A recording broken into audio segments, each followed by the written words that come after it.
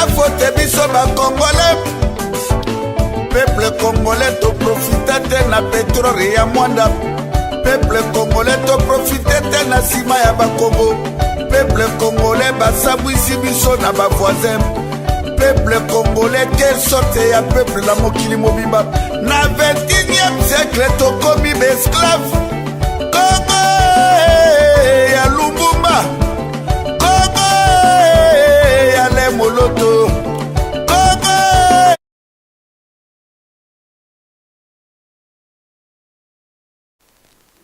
Bonjour mesdames, bonjour mesdemoiselles et messieurs, de partout vous nous suivez, de partout vous êtes connectés, toujours sur congosynthèse.com. C'est votre humble servante Marceline Mito, Igwe de la presse congolaise, Mota Vodka Mokonzi. Alors, tous remercier Bino parce que tu as dit que vous allez très nombreux, vous allez brancher, connecter, Bolanda, émission Oyo. Et puis ça va bien l'actualité à Congo. Alors, bande Koboli misi mingi vraiment air et poussani, mais l'icolo à Congo, tozana babundeli ya mboka o balobi l'icolo à Congo, ata air et c'est poussani, bagoya toujours ko informer bino. Alors, bon si bon moni na titre, nenge titre et outil déjà kokoma que diaspora est commis prête pour elongola Kabila. Ndena ça rabino toujours tant biso tolala bapongi meza na bandeko na biso ba papa na biso ba politicien ba opposant oyo baza komeka koluka ba voisin moyen ko kota par-ci par-là pour na kozwa solution ya Congo. Alors lelo nazanga mokote lelo pena naza na mobundeli munene boyebi azala journaliste te azali présentateur mais un grand combattant oyo présentera ba émission na ye abundela rapé mboka na Congo ya maître Baina très très fort le judoka international. Alors to ko animer émission oyo elongo na maître Baina pour na koyamba bandeko na biso o babundela mboka oyo bayeli biso message moko o nga na yo to lukato découvrir to lukato yeba message nini ya makasi o bayena poko na lelo concernant kaka situation chaotique o ya tozo traverser na mboka na biso Congo. Alors sans plus tarder na ke koyamba maître Baina balobi le judoka international. Maître Baina, bonsoir. Bonsoir, Igwe de la presse congolaise, Marceline Mido.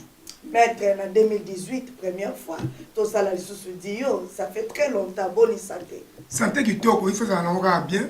Pour tout le monde, la moka, ceux qui santé comme il fait, pour tout le monde, la moka, santé, bien, ça très bien. Lilobani no koloba lelo to yamba na poko na lelo tozo yamba président Okito Tongomo ya Congo support et loko ni no koloba avant de introduire bako. Merci Igwe, vraiment tout ça non choix bien.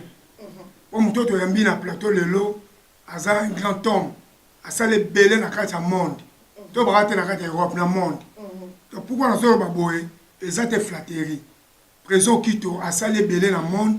Donc pour la monde la jeunesse na mobimba a sacrifié mon gars pour le Congo. Et puis photo ni baraba tout temps baza viva. Oui makama muta kufi mokobi kondi mande ba komondi ba papa Albert Mouta. Ya nta me fa pesa so via moulaye pour tout ça ba reconnaissant. Muto o sa bola mu fo ndimai. Exactement que ozo linga kondima mutu teta waza na bomoyi. Président Kito asali ebele ngala yebi asali ebele. Ya nta ngo bengo binanga que président Kito azana besoin mission. Na bi vraiment il faut na zala pour tout tourner ba question pour na bi que un jour bato boende ba ko sala quelque chose pour na mboka na Congo. Au moni pays na Congo ne na bakaka 15 millions de morts, 12 millions 4 millions 500 femmes violées, 4 millions femmes de riz, 95% ba congolais ba sala raté. On est ba dio. Mais sikoyo tant tozana président qui to bi que ndenga sacrifier la vie na e pour na mboka. Un jour et changer. Pour la minute to lo ba boy ba congolais belé ya ba congolais na ba congolais belé bazala banganda bazala ba restaurant bazala ba shop bazo mela bazo lia mais biso na yo na président qui to nande kwa zaona to sacrifier ba vie na biso pour to le belaka mboka. Cela veut dire to ta la pototé to ta l'Angleterre to ta France to ta Belgique to ta la Congo to matado kitamboka biso za Congo et tant que pays na biso eza occupé na ba Rwandais na ba génocidaires ba criminels. Il faut que vous nous la souka. Vraiment, même yo, si la psychologie comme international. Merci beaucoup, Maître Baila, très très fort. Alors, on accueille directement pour recevoir Président Okito, Oyoya Congo Support, Balobi, Président Okito. Bonsoir. Bonsoir. Bonne santé, papa. Santé très bien, merci. Moi flou, mais c'est bon. Alors, on accueille Awa, papa la biso pour la première fois de recevoir Bato Baolanda yo, Toye Bakombo, Ozanani, et puis est-ce que vous appelez la groupe ya Congo Support et le Gonino Koloba pour la première fois dans Bandeko Baolanda biso. Bonsoir maman. Yes. Kombo na Robert Ntseka. Yeah. Nazali membre na Congo Support. Vous êtes membre simple là. Membre simple na Congo Support. En tout cas. Alors, Maître Baïna Malobombo, première question. Président, il dit que moi, Chocho, et là, on est dans le journal, où le Kibiso na igwe de la presse, auto solo là, on a cher internaute, bazolanda biso. Pour ce dit Katina, yomo webi nini, merci mingi.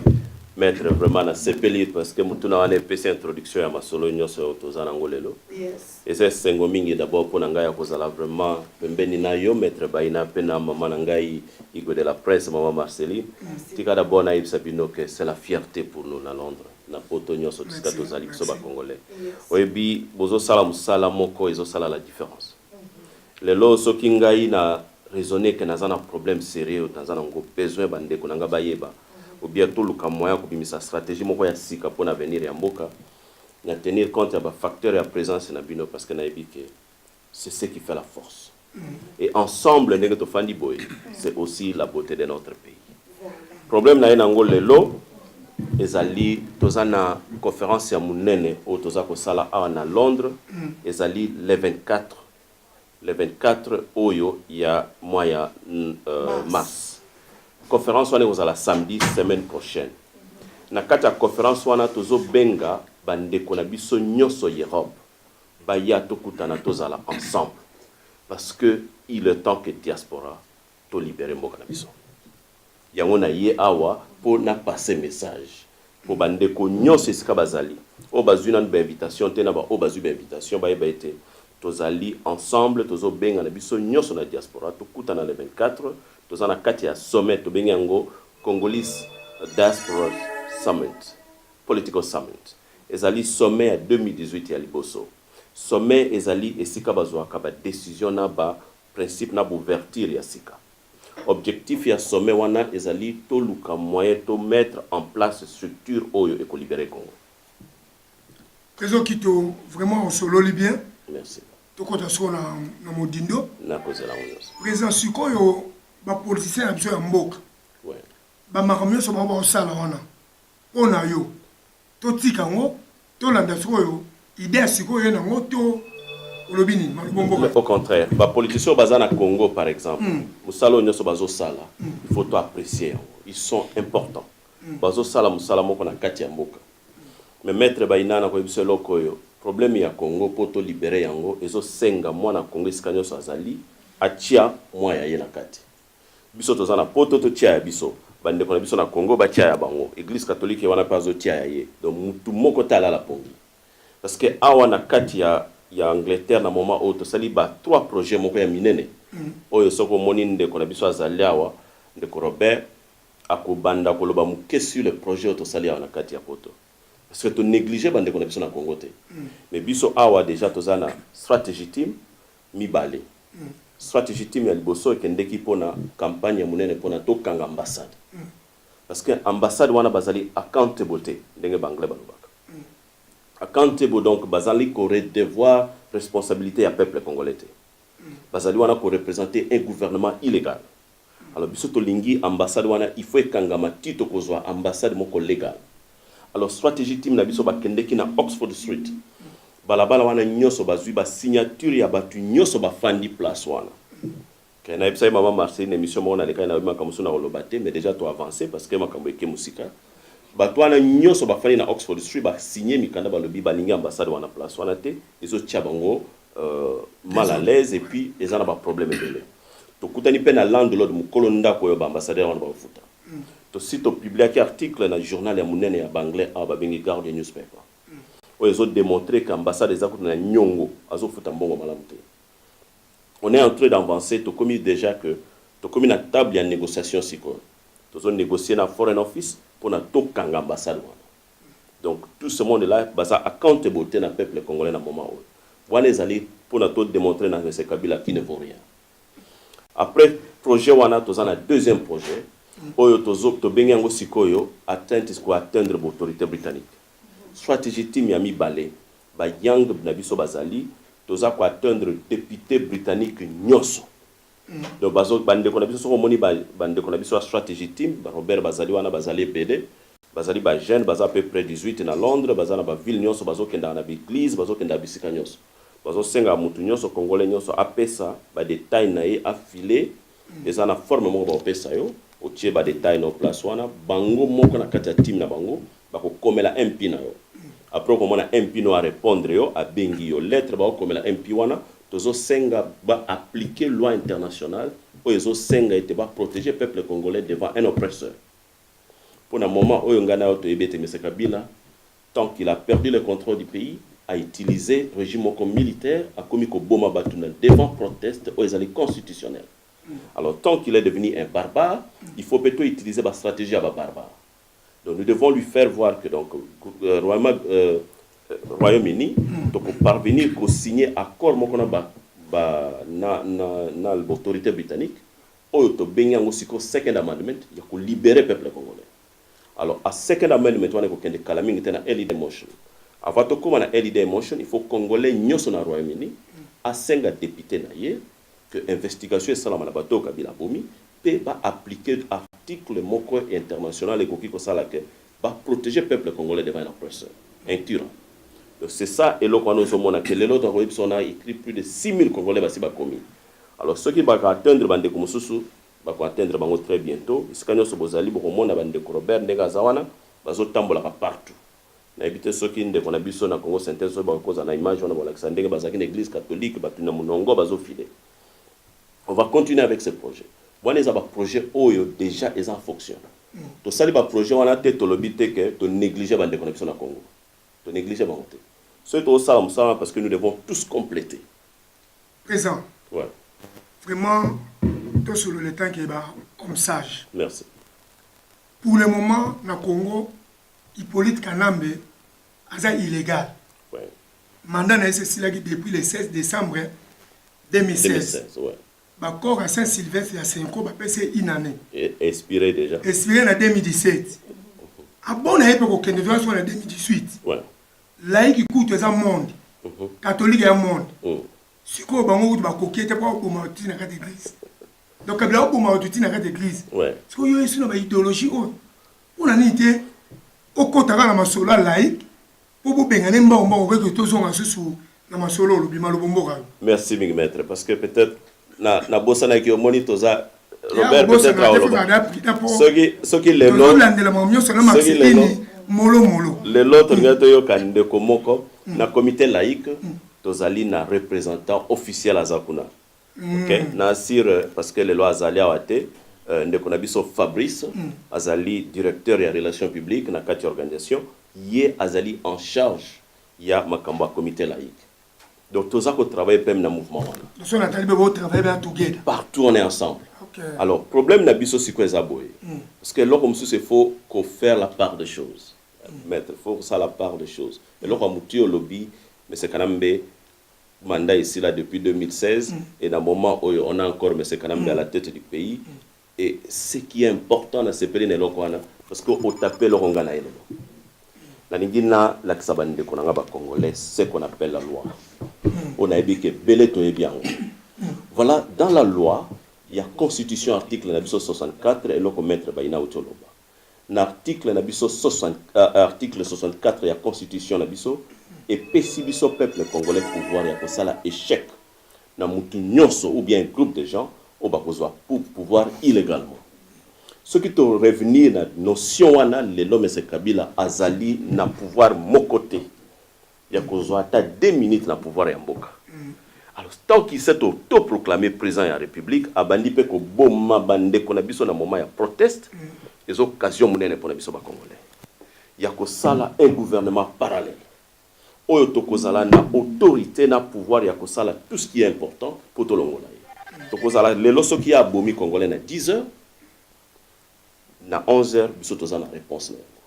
Et nous pouvons demander na Nations Unies, il y a l'article 7, il y a principe international pour la protection des vies humaines. Et koki ko ezolo ba pe ko revenir presque dans l'article 64 de la Constitution de Bissau. Nous devons protéger notre peuple devant la situation. Donc koki même ko senga ba arme lelo o ndenge bande ko na biso ba sala en Irak, bande ko na biso mususu to mona ba sala na Libye. Ba senga ba arme bazaki na diaspora pour ba kende ko protéger ba peuple na bango pour ba régime na bango zo boma bango. Donc c'est parmi les occasions to commis déjà na un régime qui n'est pas légal. Mais azo bomaba na Congo, mais ngana otoza na poto awa, qu'est-ce qu'on doit faire? Nous devons faire ça, c'est important. C'est le moment. Et je demande à mes frères congolais, c'est vraiment important, le moment est venu, le temps il y a qu'à libérer Congo. Le temps il y a qu'à avoir décision difficile. Là c'est pas en anglais, mais il y a more critical decision in life. A critical decision is a decision that you're going to have a negative and a positive impact. Alors, dans le moment où tu as le décide de la décision, le positif impact est important parce que c'est la vie de notre peuple. Le positif impact est important parce que c'est l'avenir de notre pays. Maître, réponse il est temps de valoriser sa dignité, la dignité à peuple. Et l'unique moyen qu'on peut le faire, c'est la diaspora. Merci beaucoup, maître. Alors, président Okito, question de Ezakaka Congo support et organiser conférence Oyo ou bien au Salipé au Bicole comme alliance tout le monde peut pas passer ba kuna basala na bango alliance na bango ou bien bozala bato susu ou bien Ezaka Congo support yemoko omoni na sepela mingi na politique na biso ya Congo tolingaka ba biloko moko ba bengi ba transition des alliances politiques ce sont des petites distractions politiques. Ou bien autoproclamation, biso Congo support, sali, biso non. On parle pour le pays, on parle pour notre peuple. Et loco, ça n'engage pas Congo support. On parle de la diaspora. C'est l'initiative peut-être. Mais dans le lobby, on ne fait que gérer l'initiative. C'est tous les Congolais. Lelo, s'il y a un Congolais qui va me parler que non, azana mouvement moko te na Congo ko soit pouvoir. Et ce qui mouvement moko ezali ko beta tolo ke ya ko soit pouvoir aibi Congo te. Le Congo c'est un pays qui fait de lui-même plateforme. Et c'est comme un État où il y a c'est comme une nation, il y a des États qui se réunissent. Dans un pays où ba État ba sangani yo kende ko ya yo moko non, c'est parmi les erreurs graves. Et là, maman, je ne fais que représenter. Je ne suis qu'un instrument qui est venu sensibiliser. Donc, on est ensemble. Il n'y a pas que Congo Support. Et il y a une image à Congo Support. Et peut-être que nous avons président Congo Support, mais nous avons leader de l'opposition à la diaspora. Déjà, c'est depuis. Vous minimiser, ça c'est grave. Vous avez Congo Support. Donc, le lot, s'il y a des leaders dans l'opposition, le lot qui parle au nom de la diaspora congolaise, je délivre officiellement. Alors, si Congo Support, je ne parle pas au nom de Congo Support. Je ne suis qu'un instrument. Maman Marceline, Nazalé instrument. Tout le monde est là. Président Okito Toyambaki Aolobaki pour la Kabiloko. Maman Marceline, au Monika Ndé na Latibo. Au Monika Ndé na Latibo. Ce qui n'a qu'à la Kabila, n'a pas la veste, n'a pas bête l'icofité, n'a pas zonga pe Kabila longue. Au moni parce que elle on a sepelaka, na sepela mingi pour na biso ba congolais parce que on trouve ce qui est impossible, mais c'est ce qui est possible. Obinga na seka kanambe comme il est président, il joue avec le peuple congolais. Donc ce côté l'histoire il y a général de Gaulle. Ce qui n'a telle histoire à général de Gaulle, maman Marseille, n'a pas eu yo kolongo la Kabila. Quand on fanda, ce qui telle histoire à général de Gaulle, boyo, tali ango lobi, mais ce qui de Gaulle a salaki ango, obi de Gaulle a salaki ndeni, azalaki awa na bande kone ba français, abise bande kone ba français, et loko moko ezanga biso ba congolais, to yoka, to ndima moko na biso, c'est facile. Ce qui tous les Congolais sont derrière moi, je vais chasser Kabila, boy. Au moins, quand on est dans le micro, et histoire égotique à l'essili. Au moins, et là, on parce que au moins, là, on est tous fan de Kabila. Bien là, on a bossé zanine, distraction avec compréhension. Et là, on a mis balais zanine, qu'on minimise bateau. tout mususu oloba oki totala avec kutu basali baza kutu na batu boye basali. Mais moi je vous assure, ce qui Nzamba Senga Bisoto yana poto, j'ai eu la chance de voir l'histoire de plusieurs individus.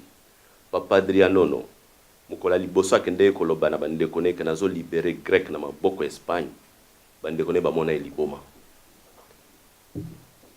kwa mekruma mukola liboso ayebisa ki ba noir que photos indépendance ba noir ba lobatala muto azaka na parti politique kwa mekruma azaki netinga ndengo zo mona boy azaki na parti politique ayebisi bande kone na parti politique photos indépendance il faut to libérer mboka na biso na mboka mindele ba noir nyonso bazali na parti ne ba rejeter à ça les partis ne yemoko.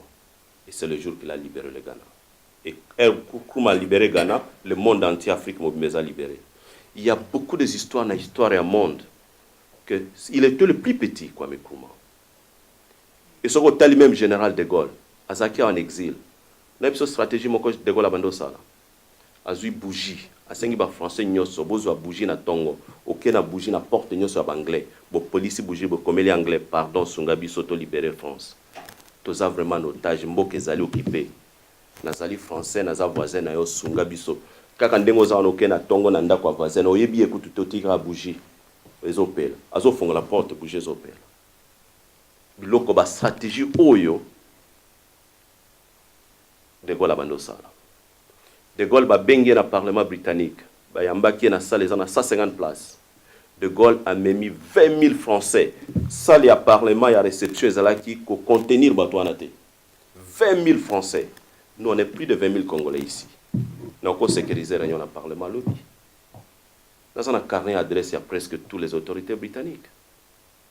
Ceux qui n'ont le but de sécuriser le meeting, il y a 200 places dans le parlement et que 30 000 Congolais baillent place. Est-ce que BBC a voyagé et vous claquez, le monde entier vous le battez, députés n'y sont la sensibilité. Je vous dis, moi, je vais faire partir Kaminambe par minute. Présent. Qu'il est confirmant de Jolo Barabien. Nous avons ma casse, c'est là où on va mater. Nous avons ma casse. C'est quoi le problème? C'est qu'on a un qui au lobby qui est Kabila Sali, les camarades, c'est quoi? Ils nous ont informé la communauté internationale. Mais Kabila n'a pas de barrage, ça peut être la communauté internationale. Oui. Bino pour une teke bon que la stratégie musu po babi moto ina mondoki balongola ina mandoki o Kabila to matato kita ba 2015 ya to nolo bake Kabila il faut ka minduki so minduki ta longwate to ke be élection nam to to papa la biso Etienne Tshisekedi wazaki populaire ko 50 na Congo mais balobi na biso Kabila mta gagner. Vous avez dit que le système est un ça passe pour longue. Pour l'unité, beaucoup de rébellion. Merci, maître. Parce que ce que l'on a dans le bas, c'est un gouvernement parallèle. Et le gouvernement Moko et Kozarana, ce qui est l'autre but de Soma Minduki. Voilà la porte qu'il faut acheter des armes. Parce que Wana, beaucoup Soma Minduki officiellement. Ozomona, donc signer l'accord de guerre officiellement. Le problème tout ça dans le Congolais. On est bloqué d'abord parce que Kanambe Azali entouré par un petit groupe de rebelles, un petit groupe de dictateurs, un petit groupe de malfaiteurs ou de mafiateurs basés Afrique en otage. Nous avons un problème au Azali que nous devons bien comprendre là où se trouve la situation du pays avant de libérer. Ce qui est là dans le lobby, on va essayer stratégie au Babengi en gouvernement parallèle. Ça, c'est parmi les solutions, c'est la solution légale. Comment ça fonctionne? Kanambe Azal illégal. Afanduana, il n'a pas le droit de diriger le Congo. Mandat n'a exalté. Constitution Mboke Lobby, tu ne peux pas être président si tu n'es pas élu. Alors, qu'est-ce qu'il fait maintenant? Azul Mboke en otage. Et plus grave encore, a commis Koboma Batu na ba marche. Même dans la église catholique, ba commis ko tie la batu gaz na église. Moi, j'ai fait une réunion ici avec des parlements britanniques. Je leur ai fait voir la gravité de la situation. On a sensibilisé ensemble. Merci. Merci. Et on continue à le faire maintenant. Récemment, on a eu une campagne au Bandé Konangai Bazo Sala, au Moni Robert Azalia. campagne au tozana ngo mikolo ke bande konyo so ba congolais to komela ba député na biso to démontrer combien kanambia azoboma bana Congo na katia ba marche pe na katia ba église wana ba benga ngo crime international et ça doit être justifié. On ne doit pas laisser ça. Donc on a continué déjà demande internationale et on a déjà mis en place des évidences. Oh, il y a une chronologie, il y a histoire nyoso kabila ndenga bomi bato depuis 2015 et il a fait brutalement parce qu'il n'a pas le pouvoir de le faire. Alors, pour équilibrer la situation, nous allons avoir un gouvernement parallèle. Un gouvernement parallèle, le gouvernement wana, le président de la République, le premier ministre, le ministre, et Batouana bakozala na diaspora bien partout. Maman Marceline, Soki Lelo, Lambert Mende, na 10 heures à l'obik, non? Babomi 3 Congolais, ou bien Bango Bako 4 boîte, ou bien Bako Teka Koltani à Congo, na 11 heures. Maman Marceline, un ministre de la communication, à répondre à PC plan d'Abisso. Parce que personne n'est dans la légalité. Et nous avons le pouvoir de prendre de faire ce gouvernement parce que la Constitution, l'article 64, nous donne ce pouvoir. Et ce qui Kabila Bomi ba Congolais, nous avons le pouvoir à Okende, dans les Nations Unies, ou bien à Okende, dans la compagnie minière, ou bien la compagnie qui a armes. Et je vous informe tout de suite que les 24, nous avons une compagnie à armes. Les 24, nous avons 3 compagnies minières en réunion. Donc, qu'est-ce que nous allons faire? Nous allons dire ceci. Tala Mutoyo, ils sont déjà au courant. Muto Azoboma Bana Congo. Et il est illégal. Nous avons besoin de libérer Bana Congo un oppresseur, un dictateur, un illégal. Donc, je peux donner ce plan de guerre parce qu'il y a des Kabila Bakoya Pena Réunion, Bakoya pour ça l'infiltration, mais ça c'est la haute politique. Moi je ne parle pas ici parce que nous avons commis déjà dans le stade presque, je sais que tout est sécurisé. Okay? Donc, ce qu'on va faire, le jour-là, on va faire l'initiative, tout celui, je demande à tous les Congolais, si partout, vous êtes le bienvenu. Mais s'il vous plaît, appelez, enregistrez, pour que vous ayez macaron. Si vous avez un macaron, à porte sécurité, on ne va pas te faire entrer. Donc, il faut que vous ayez macaron. Il y a des autorités qui vont venir. D'abord, j'ai presque directeur personnel, il y a Foreign Secretary à Kozala. Donc, on a invité presque beaucoup de gens. Il y a même des investisseurs. La compagnie, la compagnie les autres teka ba coltan na ba cuivre na ba mususu ba na besoin ba kendo somba ba cuivre na Congo. On a, je les ai consultés. Ce qu'on t'a dit dans l'invitation comme on a tout est détaillé.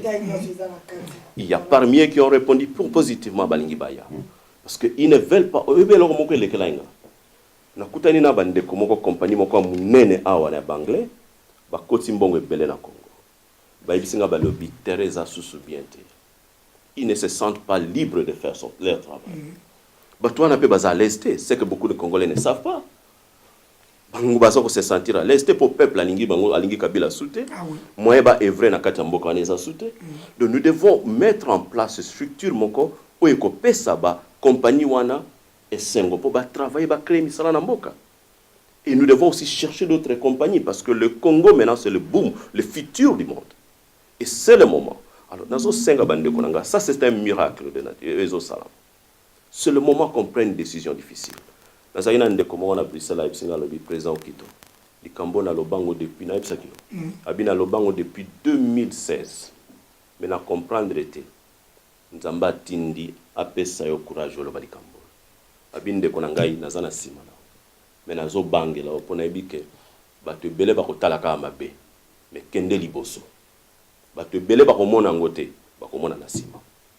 que c'est là où la loi le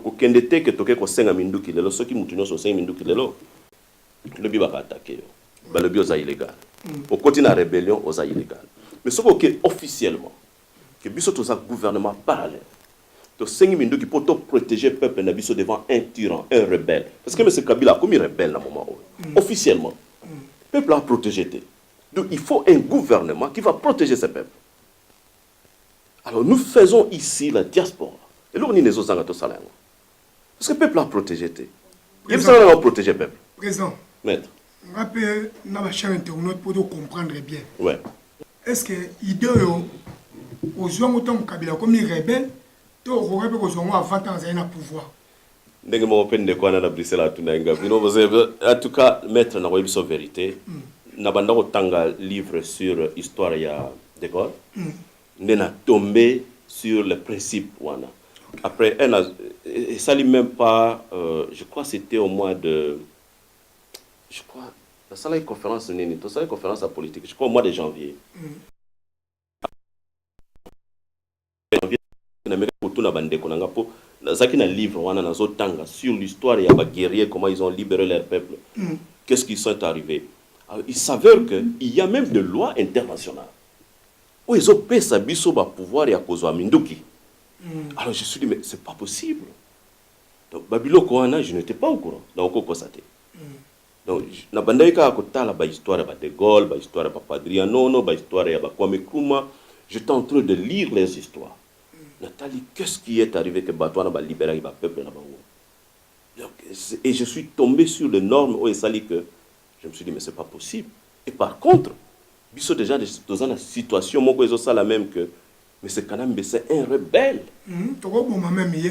C'est un rebelle. C'est illégal comme rebelle. Ah ça. À se présenter. On ne peut même pas lui appeler illégal parce que ce cas est illégal à cause de la on a protégé le peuple. Un illégal, Mobutu Azaki illégal, mais on a protégé biso. Mais Kabila, Aza est illégal, c'est Aza rebelle. Parce que Azo Boma biso. Ah, ça c'est vrai. Rebelle Aza Mouto Azo Zoelo qu'on a makasi. Azo Ya Azo Boma Bino, Azo Bangi Sabino. C'est ce qui fait Kabila maintenant. Il me semble que ils ont protégé le peuple. Le peuple a protégé. Oui. Le peuple est dans une sécurité totale. Et nous devons chercher l'alternative immédiate. Et au cas moi peut-être peut-être bande konamboka na soina bande kopé béré ba politicien na Congo.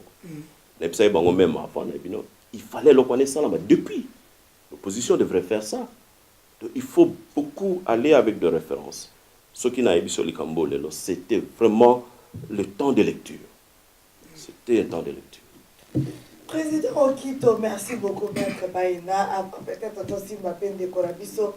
Président Okito, Ezana Maman, au Babenga Kinga, Balobik, Tokomi, comme on dirait, guerre, mon commence entre l'anglais, gouvernement britannique, Naba français, Bazolinga, Bawele, la Congo, Banani, Baoskoma, Congo et Koma Yabango, pour continuer à piller la facilité. Est-ce que ma mort au Salama, ou ma crime au Kabila Azosala, est-ce que ma goma est bien côté? Président Kito est bien plus que même Bisso. Non, maman Marceline. Yes. Yepsan de Konangai, j'ai un avis contraire. Au moins, maman, Soko za maladie, yom to websa docteur. Kenazo be la point. Na loi, même en Angleterre, Soko fani nanda kunayo. Moi, mutumoko ayi nanda kunayo, abetio, asale alinga kenayo. Ce qu'au report était à marcher la volonté. Et c'est la même chose. Politique est en dengwana. Ce qui au PC, au condamné les cambotés, au lobité, au yezo les cas qu'on se paie dans l'autre, va te se plaindre, on va continuer comme ça. Mais papa n'a qu'on condamné, banda kana bino va parler, ma bouquena ngo. Maman Marceline, la tangue histoire à De Gaulle a fait 9 ans. Il y a presque tous les 3 mois protesté à Makassi. Na Royaume-Uni.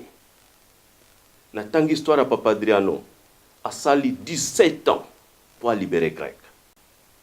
A yaka en Angleterre a bandi d'abord ko clean ba mesa. A bandi ko clean ba mesa. Nda zongi na mboka na pour libérer. Nathalie donc il y a beaucoup de histoires. Nathalie histoire ba juif ko to bande ko to sala na bango. Le seul muto lobby que non likamba Congo za no kino. To bien ngona bien. Nous devons travailler sincèrement pour ça. Il faut continuer à lobelango tous les jours. Problème ya mboke lo baminangote.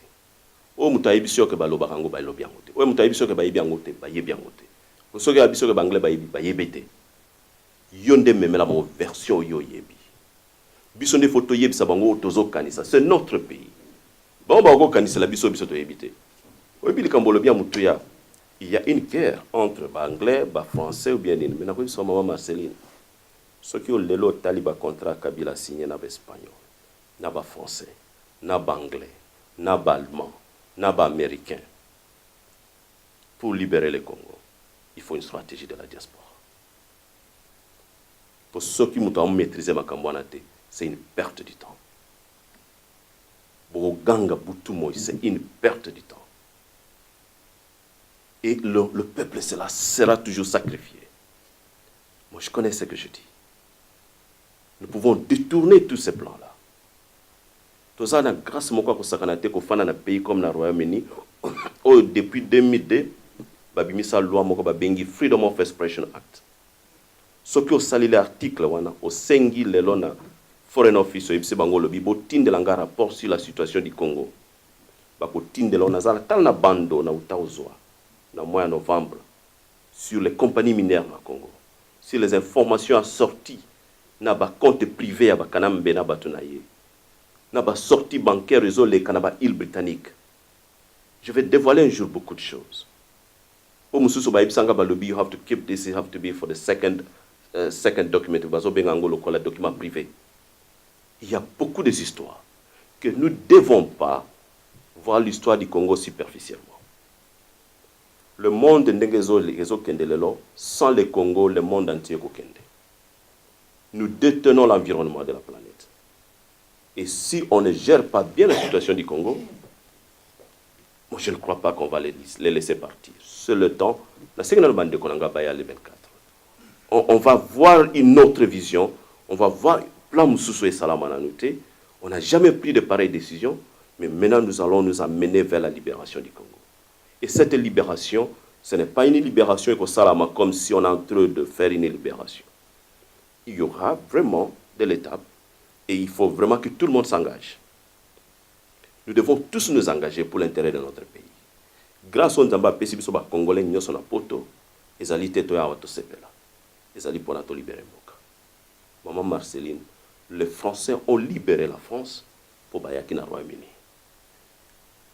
Ce qui les lo, on parle beaucoup de pays dans le monde. Bazali libéré, ezali grâce à l'Angleterre. Même Inde, et lequel n'a tangi histoire ya Gandhi. Gandhi a eu une formation britannique. Moi, je crois qu'il est temps de profiter des locaux. Bande qu'on a vu même bazana ba Belgique, bazana ba France, bazana États-Unis, bazana partout, bazana tellement important, tellement puissant. Parce que ce que l'histoire de Gandhi, Gandhi a travaillé avec la diaspora partout ce bazana. Moi, je crois que quand je lis ces histoires-là, na sengi bande qu'on a ba Congolais, bozwanga ilokola muto apuskutu muto malamu. C'est important pour le président, pour tous à l'ensemble. Tous à l'ensemble, comme Gandhi a fait à son peuple. Gandhi a été avocat. Mais si bande kona lobby, Nazali Gandhi, bobenganga avocat. Parce que je me repose à la prenanga. Ndenge maître azawa, habito benge maître te bobenganga baina. Poboza la prenanga. Ndenge nazabo na bibo benganga président bobenganga okito. Boza la prenanga, bo sentir makila que tous ensemble pour te libérer Mboka. Et il a fait. Ce sont des langages qu'on a besoin maintenant. Il y a beaucoup d'histoires qui font que on n'a peut-être pas bien géré la vision pour la libération. Mais c'est le moment tout le monde que nous devons libérer notre pays. On n'a pas une autre. Et ce qui est l'homme Mboka Nabiso, un monsieur, un individu avec un petit groupe de gens, bazui peuple en otage. Je peux voir aussi trop jeunes, moins de 40 ans. Et bien, les Thérèse, bazo boma bango na kati ya marche o ezali na constitution mboka c'est prévu. Et moi, je suis en Angleterre. Non. Si tokola la rapongi, tobosana. Moi, je ne vais pas dormir. Je vous appelle tous. Tout ça, les locaux babengi, la libération du Congo. Cette vision, un gouvernement parallèle, c'est dans la constitution. Toko signer l'accord de guerre. Toko signer l'accord nyoso. En échange, Yannick, président. Maman Marceline. Yes. Na émission na lobi soko tali soko et comme sous ce communauté l'accord ya lebera a aussi la te kangini so singa la kingo. Wa tombi mezate. Et loko moko na sepela mingi, omoni na ba transformation nyoso ya gouvernement. Ce qui transformation moko salami eza officiel, eza ka difficile bo changer contrat. Mais ce qui est transformation, transformation de guerre, contrat mon côté applicable. Donc on va renouveler tout. On va réformer. Donc à un moment, je dis, bon, M. Kanambe, peut-être, il ne comprend pas ce qu'il fait pour nous. au moins ndenge Mobutu akenda Kabila papa yaki ba contrat nyonso abandaki ya sika parce que c'était une rébellion et c'était un mouvement qui n'était pas légal. Là on se retrouve devant une situation où il faut tout à part, il faut qu'on reprendre l'institution. Mais si par exemple au Web Sangai que beaucoup signé, moi je crois que beaucoup de choses se passent dans la coulisse. Ce qui m'a dit que le monde fonctionne sans signature, mutana bi monde était. Mais Bangla ba signer d'accord. Mais bas français, il est là français bas un accord de guerre. Donc moi je ne crois pas que quand il faut signer les accords de guerre pour libérer le Congo, tu vas gratuitement. Non, tu vas sauter gratuitement. Mais est-ce que oui, mais pardon, je suis bien. Et le mot très important na tuna. Ouais. C'est totalement bien pour le moment. Pour longa. Na ba initiative ñu so bimsa. Comment il faut na lobby moi ma casse. Important. Pour le moment, le monde est dans le lobby. Est-ce que vous avez un lobby à ma casse? D'abord, Kabila, on a le pouvoir, il a un lobby à ma casse. Maître. À corrompre, même Trump. Maître. Vous comprenez? Oui. Tout le monde, comment milliardaire? Comment 22 milliards? Oui. Et puis, il y a un corrompre le président du monde. Il y a un lobby. Il a ma casse. Pour tout le monde, il y a un lobby. Il y a un lobby. Maître, au moins, et là, on le bien ça ah, mais oui. C'est dans la stratégie, il y a des principes au Babengango, des principes internes. Diplomatie, donc, et surtout, là, c'est pas la Bangla. Angla, vous voyez, le Bini, le Cambo, c'est discrétionnaire. Ah oui. Les AIACC. Donc, c'est Bangla, au moins, attends, Mukanda, Moussou, après, c'est Mukanda, et puis ça, le live to remain, discretional, live to remain. Après, si on a ndenge yemo kwa yebi. Donc, il a donc, moi je crois que ça, on a le bien exemple, on a le problème au lobby à Moutuya, il faut lobby. Oui. Le lobby est utile dans la politique. On ne va pas minimiser cela, mais tout ça ensemble. Dès qu'on va faire sortir un gouvernement parallèle, il y a diaspora. Ce gouvernement est causala nabat on va faire ce qu'on appelle dans le monde le leadership. C'est ça que Maître Baïna à Londres, de comme ça aux États-Unis, de comme ça en France, de comme ça aux pays. Et on travaille ensemble. Vous voyez que link mon corps ensemble. Je vous assure, on va faire quelque chose d'unique. Oui, alors j'ai senti que dans les Congolais, il y a cette coordination où ils allaient naturelle, sans que tu aies bon. Dans cette émission, on a maman Marceline, on a dit comment on a dit vraiment de qu'on a CPD. Les États-Unis, Tingi. Je dis, mais c'est pas possible. Cette coordination, cette vision, cette façon d'apprécier, c'est ce qu'on appelle le leadership. Et ce qui tu utilises comme il faut, je crois qu'on va libérer le Congo. Les gens comme Kabila ne pouvaient même pas faire 10 jours. Je vous assure. Vraiment. En tout cas, Bandeko, tu peux savoir nous parole à papa la biso depuis Ayaki. Alors, au bout de la biso qui aux alliés membres simples, la moni osa basé mingi na pardon, osa mobiliser les jeunes. Il y a un groupe qui a Congo Support. Si le message est non représenté par jeunes, papa, tous les jeunes sont belés dans Boka. Oh, balingara mingi. Vous avez toujours musika na makamamboka. Mais il y a des jeunes qui ont Congo Support. Message merci, Maman Marceline. Yes. On a une montée, on a mobilisé, même temps, mobilisé mingi, Azali, mais mobilisation qui va rater, mon Dieu, c'est qu'on mobilise. Oui, nous tous avons mobilisé. Mais Oyo, Azabenza, Diboson, Azali, mais Azate. Mais tous nous sommes toujours ensemble. Message on a beaucoup loba, tout on a beaucoup au Kaboula, na Bandeko, na Congolais, donc tout sangana, même la gêne awa, donc tout sangana. Parce que même la lit au sangana, main dans la main, na obaïbi na obaïbité, vraiment et ça même la combat donc tout pour ça moi du bosso. Message on a pour le donc main dans la main, mobilisation qui indépendant makasi. Si côté na bino ba jeune vont s'organiser comment?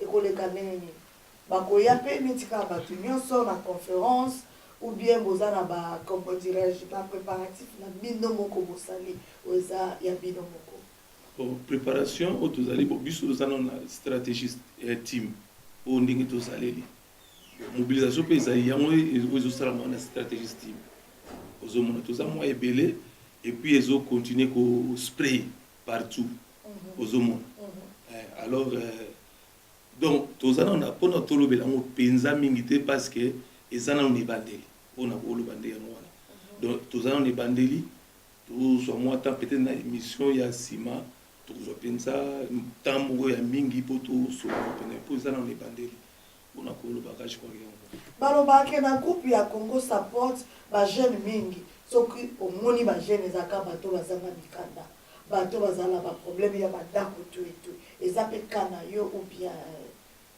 yo quand même ça exception bon ekoko kozala kananga tuko mpe kozala kananga te premièrement eza na mpona Congo mama premièrement eza mpona Congo mpona koloba no yango bo mpo okokela badetail mpe bazwa mikanda bazwi bandako bamonanaka susu te babia président okito bundana na makambo na yo donc c'est comme si bato bayaka parce que bazangi mikanda parce que baza ba problème ya immigration bazangi bandako baza na besoin ya soutien à le temps ba soutenir bango bazwi mikanda to bandako baka ba Congo ba komotalela ngora musi on va bien maman tout la mosi ça voilà le mot ok maman merci maman Marceline maître la président omoni liwa ndeko na biso aussi elobeli binoni liwa ya komona ndeko tomoni moni elobeli binoni eza makambo ya teke ya na ye na zwi premièrement eza na Congo oyo ezoleka na Congo na ngai na yo mutu totuna mituna na bango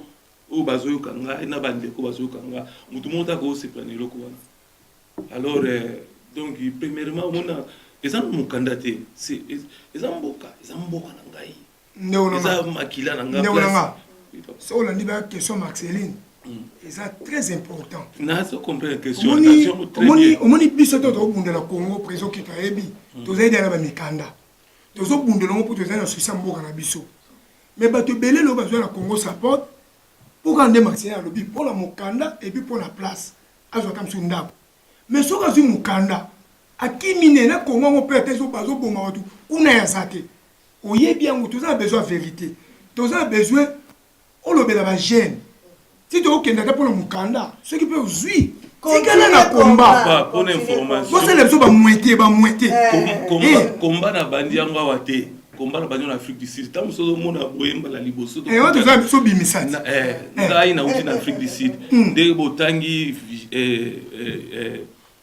sans rival soko tuni ayebi elongio biso to sala ba marche en Afrique du Sud on a Johannesburg wana comment la kaka boyete alors il y a des choses parce que Moussala Pizaraki mais tout ça ba marche on a ba Pretoria wana ba ndeko Afrique du Sud mingi ba yebi elongio tindenge vandi ba bien très bien sur le coup de minutes il faut se préparer à Marceline pour poser combattant munene tozo ba pour la yoté tozo ko généraliser voilà bandeko za ba kuna Congo Support so moni ka yepo na mukanda bandeko te te pour na bundela Congo yes mais l'occupation, j'espère aux au courant.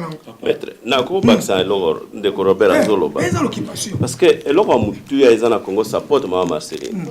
Congo Support ba te belé tozo mona ngo kaka. Ba to ba définir ça ngo bien te peut-être. Toza na deux mouvements na Congo Support. Toza na mouvement politique, toza na mouvement social. OK. Na mouvement social, c'est sûr que ce mutu muso aika pour na mouvement social, azane libre. Dans le mouvement social, tous défendre la justice sociale. Ce qui est un problème net ya mukanda na Congo Support. Na okondi mate mo na Congo za na Angleterre za mukanda te. Ou bien Angleterre ezong sa mo na Congo. Eko salamate. Lo baso ki na ibimbe kote. Lo baso ki na zawate. Donc eko salamate. Mais ce qui te ekotala siko na mouvement politique. Omoni ce qui ndeko bomoni awa zoloba ndeko na biso Robert. Na websa bino ke na za fier na ndeko mingi. Po na sepeli ndenge boyebisi sur la réalité batumso bazala ka azu mukanda zo mona akimi mais soki omoni membre moko baké par exemple na ambassade ya Congo obi baté na biso stratégie team na si Robert azaki na team wana baké na Oxford Street maître bazo tout na batu nyonso ya ba shop ya Oxford Street pour ba kanga ambassade ya Congo. Batu na ambassade ba bimi ba Hollanda bango. Bazo filmer bango. Ngana ese on a bi soki boye ba ki place il fallait bozonga boboto la bango ba caméra wana. On est beaucoup ta boloko te. Donc il y a beaucoup de risques au ba jeune et béré bazozwa awa. Et ces gens-là sont censés baza la protéger na mboka. Mais tu as passé un message na bandeko bazwa mikanda na Congo support parce que c'est important to yeba. Oh bazwa mikanda mais ba peut-être batikana na bango ka koyoka biso na musika pour toi na DTBZ tal. Et ba kima présent ba okima. Maître nga belega ba okoka ba benga présent misala présent boy. Moyen na akize bango ke ba kima ezati. Présent ko une minute. Te maître. Te ko une minute. Na présent. Na lingite na ko je moi pardon. OK. Biso tu as droit de tout na question mais vous avez droit tout sur la question. OK. Président. Pour le moment ma Cambozo le Congo a. Et ça Congolais ne se fait involve nango. Ouais. Vous comprenez? Congolais ne se fait bunda la Congo pour pays na biso to kufie belé. Mboka za bien te za sablete. Bazo buma biso kwa banyama. Sikoyo eza pe bien te ke yonde ko yaki pour aider na mukanda na social. Ozu mukanda après tiki tumba. Comment est-ce que vous avez moins? Nous avons besoin de la ébélé, tout le monde est hippolyte. Présent. Même tant qu'il y a un voilà, na opeso. Le moment où on appelle un maxi. Na opeso raison. Mais na lobeloko. Omoni parce que ezali eloko mo pe ba benga ngo. Il faut pas que ça les loko no kola ko zo mutu otage. Ngelo na linga ngote. Ce qui il faut ça libre. Conscience ne ça là. Ce qui le loyer par exemple, moi Marceline ndenge to fanda na bututi na ero to zala l'émission. Le lo so kinzamba pambolinga yo bia pamboli mo na bino bobosa ninga. Eza malamu eza sala ndengo lingi po eza volonté na ngai so ki le lo na bina na bosa ni maître baina na komi kola na so ki ndenge ni. Non. So mutu azala ki membre Congo support et que le lo nzamba pamboli azu mukanda zo asuna réunion. Biso zo zo bango otage te. Oza libre mais conscience ne sala. Oyaki wana pona mboka. O défendre mboka na yango zo mukanda. O démontrer banglais était mboka na ngeza malamu te. Et biso ba congolais awezaka ba membre Congo support te maître. Na 2007 Congo support et gagna procès moko ya munene ba pesa plus de 10 000 congolais mikanda. O na legacy so mutu moko azwa mukanda na legacy na mboko ya ba te grâce na Congo support. Alors soki lelo total ran ba twana nyoso total bango ba mususu ke bazaka wana ba kofinga Congo support ça ba yeba. Mais nazo nzambali misaba ko yamso ba opinion bango na mulimo ko mais nzambali misaba ko ba éviter. Mais loko tozo 50 biso nyoso ba congolais tozali awa so tozali 50 000 congolais na webiso maître 49 999 tozali na problème politique. Congo tozana problème socialité. Congo tozana problème économique té. So ebisi banglo lobi na e awa po nzala na Congo ba kozongiso na même avion. Po mangue pour la kananzete. Tozana ba koza mayele té. Awa to yaka pour politique ezotambola té, il y a des gens comme Kabila qui nous dirigent. Alors ceux qui le loyaux to fanda au kombo le bakambambo ketaliote. Peut-être aux Congolais. Ah, c'est ça. Peut-être aux Lingimboka Wanate. Peut-être aux Valère Amboka Note. Et ça, quand membre Congo s'apporte. Vraiment. Biso nyoso ba Congolais, to vraiment tous à Nata pour nous libérer Mboka. Président, mot de la fin, papa, to komi vraiment la souki. Olingaka na tia songi songi. Mama Serena, olingaka na loba mingi na aussi ça. En tout cas, merci. Ezali sengo mingi na poko ale loto lobi pour na Mboka tout de suite. Mais au PCRT, au PCP na. Renyezo banda. Sorry, eza na synagogue. Et puis, pour mon adresse, et qu'on s'est vraiment contacté la stratégie team dans le secrétariat, on a même maman Marceline, à maître Baina, à Congo Synthèse, te botia ya bande qu'on a biso bakonzi, ngaya ngai. Donc, si ko tozo ba numéro bakonzi na biso bakotiango, ezape na ba leaflet, bo benga bango, tozo ba directrice na biso na ba directeur na ba chargé ya ba mobilisation bazali, ba numéro na bango ezawana na ba leaflet, bo benga bango, ozui ba enregistrer yo ba ko bimiselo macaron eroko ya okuti macaron na porte eza na kata synagogue eza na West London mais soki ozali na macaron te ozana na macaron te peut-être obenga ki macaron e bimaki te bato ya stratégie timba ko résoudre en sur place mais soki obenga ki te ndeko nanga kozwa risque na ba maître baina bazali ba combattant bazali bele ba kozala wana e wa be preso ki totalanga na ye na réunion na ngina za la président ndeko nangai zala pe na ordre to ngi ba président bilaté sur yakana macaron sans invité c'est que peut-être babosa na ko tindo l'invitation ko se déranger te benga oyebisa bato ke non nazwi nano invitation te bakotindela yo invitation ou bien bakoenregistre yo. Donc nasengi vraiment tozala na mwa structure moko ya fonctionner comme il faut. Congo supporte te moto eza organisé loko sur tous les Congolais. Et comme preuve moto akoya kopesa ouverture ya ko welcome bato ezali gouverneur à Londres. Gouverneur parce que ezali session moko ezosala eza sommet moko politique ya ba Congolais na diaspora et salami na Royaume-Uni. Ce gouverneur est à Londres moto akoya kopesa ouverture ya ko welcome biso ba Congolais que donc tozana bino ensemble to yambi bino na Londres donc eloko nyonso boko sala so bozana besoin na ngai na ko sala na bino mais na yambi bino na Londres après akena. Donc c'est pour dire que c'est eza sommet ya biso nyonso kotika la libanda te kokatisa te ke tolongolio ou bien tsoko zata na France ozana mboka nini nanu ozo invitation na yote benga Congo Synthèse benga maman Marceline stratégie team na biso numéro na bango ekoleka wana bo benga bango et puis on a besoin de vous voir tous ensemble pour l'intérêt de notre pays. Encore une fois, merci et que les Baami Abandeko na biso mais Kanambe abomi, nous les pleurons toujours. Qui se repose en paix. Nous allons travailler pour la sa dignité. Yamboka Nabiso, na peuple Nabiso. Le Basouka va remercier le président qui tourne Ndeko. Ndeko Robert.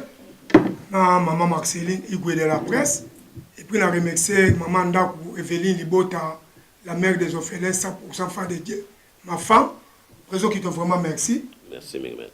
Ngaï, dans le vérité, Congolo, nous sommes dans la diaspora.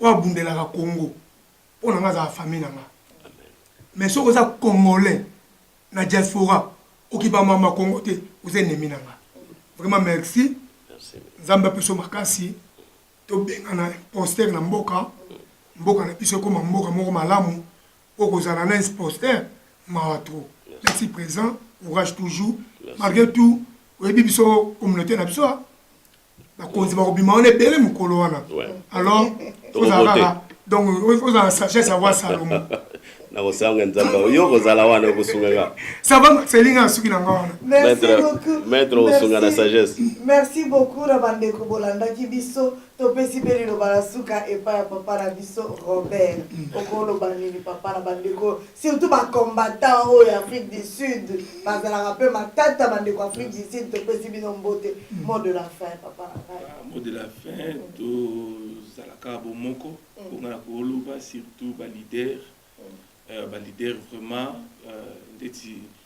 organisation où il y a les 24 en tout cas tout le monde baya toya to sangana tout le kandenge nini to ko kolongola monsieur Kanambe donc on a message na ko loba kayango wana donc to sangana yangonde salake to longa na bitumba. Merci beaucoup. Alors bandeko tozala très nombreux le 24. Ce qui aux ana numéro ya papa na biso Robert T. Benga numéro na ngato numéro à maître Baina. Tokopesa bino numéro ya bandeko na biso. Le 24 maman papa kopesa raison T. Touta ekoloba na 2018 to sangana. So tozolinga to sangana te mo kabila zo umela na pouvoir. Il faut mindele bamona quand même que eloko abweboza ebele ya osakana te. Bango bamona ke bato yo modèle les autres les bosso tozoboya lobi peso ba sangana ba former bombe atomique et bébé la biso tikato solola. Alors les seul moyen place aux fandi combattants résistants o ngala za soki mama na teka ka kwanga o soki boye soki nani yo muto linga Congo o linga même ata o linga Congo te o s'intéresse à la makamba Congo te bi ngai na boy na ngai place wana mama yaka toza na posa na yo makanisi na yo nombre za lebele parce que ngai to na yo ki ke na bata minduki ba kozala wana surtout ngai nazala ka mutakota masolo wana pona zo mona ba pacifique ezosimba te pacifique ezosimba te tozala très nombreux to e bana makamba onere nini ezokende poto si to lembi kaka o conférence ya nini o ya boyende to lingi ba multinational ba to soki banani o kabila ke na osigné ba contrat ba to ba entreprise ba compagnie minene o bazo yiba ba bi ba ozala wana donc ndekolanga zala biso na maître Baina na ba journaliste mosusu ba ozala wana et puis na remercier président Okito parce que asali yango vraiment d'une manière professionnelle invitation na ba détail il y a déroulement il y a conférence ningi kozala ceux qui ozwa ki yango te benga numéro nanga to numéro à maître Baina obenga biso tokopesa numéro so Congo Synthèse et raté kocha numéro ya papa na biso Robert to bandeko mosusu ya Congo Support benga biso tokopesa numéro tozala ebele na insister 2018 oso Kabila tikali ebele ba okufa ba tension. Un grand merci na Francine de Londres o ya coiffé nga lelo o azana besoin abima lokola ego de la presse obengi numéro na nga na opesa o numéro ya Francine de Londres a coiffé o ndenge ba coiffé ngai. Un grand merci na bandeko bolanda kibiso. Un grand merci aussi na Congo Synthèse. Tout le monde est là prochainement. Merci beaucoup. Bye bye. Bye bye bye bye bye.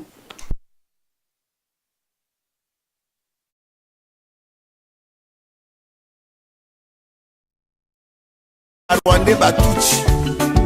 Mais peuple nino ba changer kate. Peuple nini oyo bakoki ko changer te. On a besoin de soulèvement populaire. Boka groupe ya ba Rwanda o ba sakani n'esprit ya biso. Ko banana di politique kanambe.